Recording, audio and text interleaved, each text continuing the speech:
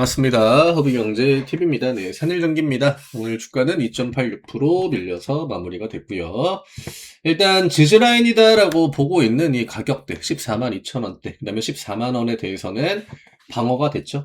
근데 어제 오늘 시장은 이거는 좀 특수한 상황이다라는 거를 주주분들이 좀 인지를 해야죠. 시장이 뭐 조금 밀린 것도 아니고 위아래 폭 자체가 굉장히 또 크게 나와줬거든요. 네, 이런 하락이 나올 때 버티는 종목은 약간 이제 우리가 흔히 얘기하는 뭐 개잡주, 네, 그런 종목들이나 버티는 거지. 시장의 중심에 있는 종목들은요, 어차피 이런 구간에 대부분 다 하락이 나와요. 왜냐? 지수의 흐름을 만드는 데 기여를 하는 섹터들이거든요. 특히나 AI 쪽에서 파생이 되어 나온 그런 섹터들 같은 경우에는 이 지수의 흐름을 계속적으로 좀 따라가는 관점이다라고 볼 수 있겠죠. 한 가지 아쉬운 건 이렇게 시장이 조정의 명분을 주는 이 시기 자체가 산일전기의 실적 발표랑 맞물리다 보니까 우리가 원했던 그 움직임이 이번에 정박자에는 나오지 못했습니다. 하지만 저는 엇박자로 나올 가능성이 좀 높지 않을까라고 보고 있고요. 실적이 나왔기 때문에 오늘 이제 또 리포트들이 많이 나왔죠. 네, 리포트 내용도 굉장히 좋습니다. 구조적인 성장의 초입이다. 근데 뭐 리포트의 내용이 좋고 안 좋고를 떠나가지고 저는 뭐 아마 주주분들도 리포트들 많이 이제 보셨겠지만 오늘 제가 다시 한번 강조드리고 싶은 건 기업의 주가라고 하는 건요. 결국 실적, 성장, 기대감 이런 것들을 따라갑니다. 특히나 이렇게 재미없는 종목들이 더더욱 이런 것들을 잘 따라가요. 그렇기 때문에 재미가 없는 겁니다. 왜냐? 되게 뻔할 것 같거든요. 근데 그렇게 뻔하게 움직이는 거를 개인 투자하시는 분들은 선호하지 않습니다. 개인 투자하시는 분들이 좋아하는 건 바이오와 같은 한 방에 어떤 그 기대감이 있고 뭔가 이렇게 변수가 좀 있지만 그 변수가 나한테 큰 수익을 가져다 줄 수도 있겠다 하는 그런 기대감이 있는 종목들을 보통 선호를 하죠. 변압기 종목들이 오랜 시간 동안 주가를 이제 우상향을 해줬던 그 원동력 중에 하나가 개인 투자하시는 분들이 굉장히 비선호하는 업종이다라는 거예요.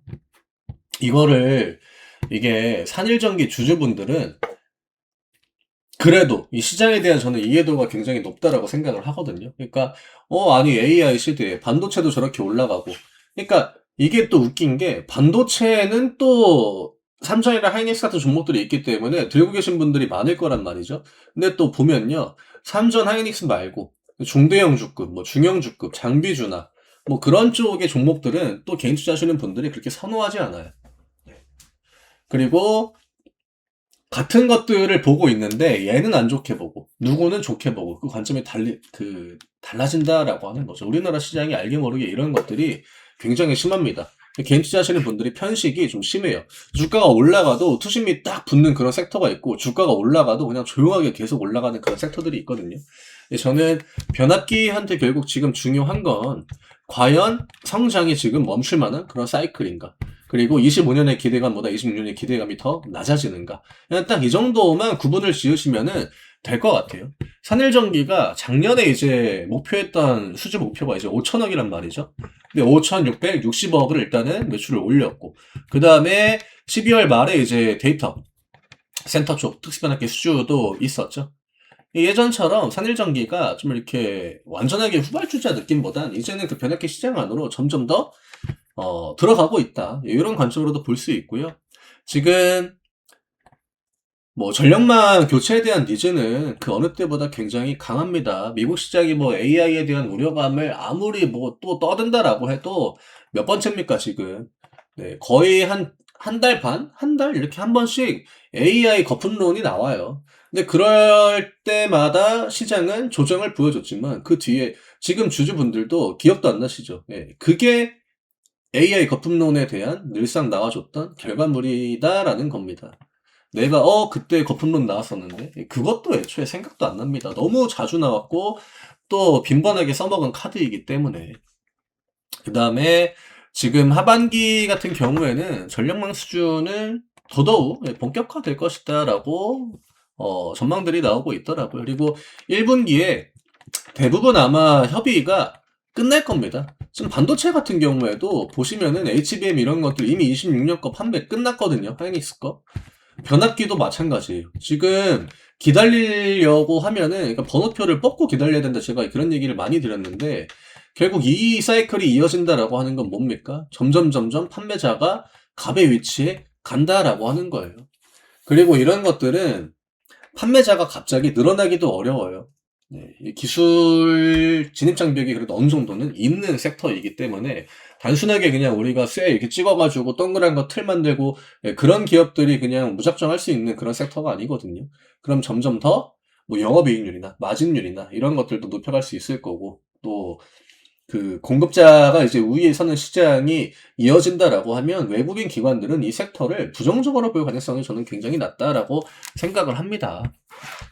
그래서 지금 산일전기가 이전까지는 이제 배전 위주로 좀 돈을 벌었다라고 하면 어쨌든 변압기 쪽으로도 오히려 가시적인 성장을 만들어내기 시작하는 그 위치가 저는 지금이다라고 보기 때문에 뭐 이번에 실적 발표하고 주가가 많이 올라가지 못했다라고 해도 뭐 실적 발표했다라고 해서 주가가 매번 꺾이는 건 아니거든요. 오히려 실적 발표하고 한 개 분기 동안 올라가는 경우도 있습니다. 제가 매번 이야기 드렸죠. 화장품 작년에 초에 이제 화장품 같은 경우에는 1분기, 2분기 주가가 2개 분기 동안 연속적으로 올라갔다라고 하는 거. 그러면 이번 분기에 성장이 어쨌든 간에 다시 한번 확인이 됐음에도 불구하고 주가가 올라가지 못했다? 저는 주가가 이제 위쪽으로 움직이는 건 좀 시간 문제가 아닐까라는 관점으로 보고 있습니다. 그래서 산일전기 주주분들한테는 우리가 이제 늘상 또 실적 시즌에 그 단물을 좀 빨아먹었는데 그게 이제 이번에 사이클이 좀 안 좋게 맞물려 떨어졌잖아요. 시장이 급락 뭐 지수가 7%, 8%, 10%까지 밀릴 때 뭐 실적 좋다라고 해가지고 그게 뭐 급등이 나옵니까? 급등 나오면 우리가 윗골이 달고 차익 실현 매물이 더 나오죠.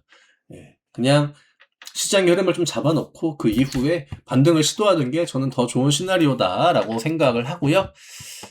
이제 산일전기한테는 조금 더 구조적으로 성장할 수 있는 그 시기로 접어들고 있다는 거, 그 부분이 조금 더 중요할 것 같습니다. 그래서 오늘 이 정도로 좀 정리를 해드리면 될 것 같고요. 월요일날 시장이 반등이 나와준다라고 하면 또 어쨌든 간에 시장의 중심에는 AI가 있을 확률이 높기 때문에 저는 전력망 섹터 관련해서는 당분간은 뭐 1분기, 2분기, 상반기에는 그렇게 큰 우려감은 없다라고 봅니다. 저희 하이파이브 컨텐츠 단기 매매 컨텐츠고 매주 이제 진행이 되죠. 일주일 단위로 진행이 되기 때문에 시간이나 비용 부담도 크지 않고요. 또 회전율을 돌리는 거를 이제 최우선 목표로 합니다. 그래서 내가 이제 단기 매매가 요즘에 좀 필요하다. 단기 매매에 대한 니즈. 내가 스윙이나 이런 것들은 또 괜찮은데 단기 매매를 좀 하고 싶은데 너무 어렵다. 라고 하시면 편하게 정말 지금 압도적인 또 결과물들을 보여주고 있거든요. 아래쪽에 있는 링크 누르시고 편하게 문의 주시면 월요일부터 또 새로운 매매 같이 시작하실 수 있습니다. 저는 월요일날 다시 또 인사드리도록 하겠습니다. 감사합니다.